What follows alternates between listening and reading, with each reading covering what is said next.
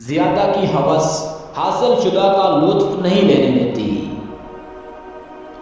عقل صرف اتنی ہے کہ اسے جانور کہا جائے تو ناراض ہو جاتا ہے اور شیر کہا جائے تو خوش ہو جاتا ہے۔ بہترین وقت وہ ہے جس میں بدترین لوگ سامنے آ جائیں۔ پتھر میں ایک نقص ہے کہ وہ کبھی پگھلتا نہیں، لیکن پتھر میں ایک خوبی بھی ہے کہ وہ کبھی بدلتا نہیں۔ خوش فہمیوں کے سلسلے اتنے دراز ہیں کہ ہر اینٹ سوچتی ہے کہ دیوار مجھ سے ہے۔ جب چاقو، خنجر، تیر اور تلوار آپس میں پوچھتے ہیں کہ گہرا زخم کون دیتا ہے، تو الفاظ پیچھے بیٹھ کر مسکراتے رہتے ہیں۔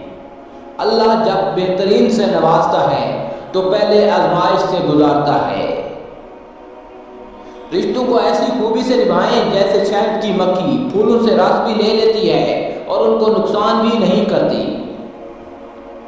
زندگی کتنی عجیب ہے، ہر انسان دنیا کی قید سے رہائی مانگتا ہے اور رہا ہونے سے ڈرتا ہے۔ حسد دراصل خود اعتمادی کی کمی کا نام ہے۔ زخم چھپانے کا ہنر سیکھو، یہاں ہر دوسرا انسان ہاتھ میں نمک لیے پھرتا ہے۔ انسان سب کچھ بھول سکتا ہے سوائے ان لمحوں کے جب اسے اپنوں کی ضرورت تھی اور وہ دستیاب نہ تھے۔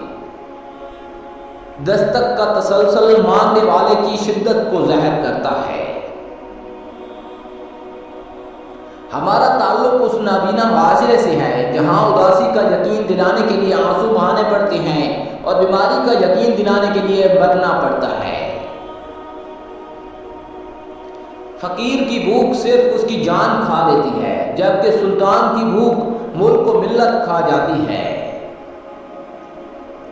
بغیر نقشے کے پرندے بھی اپنے مقام تک پہنچ جاتے ہیں، مگر ایک انسان ہے جو دل سے دل تک پہنچنے میں ناکام رہتا ہے۔ رشتوں کو جوڑے رکھنے کے لیے کبھی کبھی گنگا، بہرا اور اندھا ہونا پڑتا ہے۔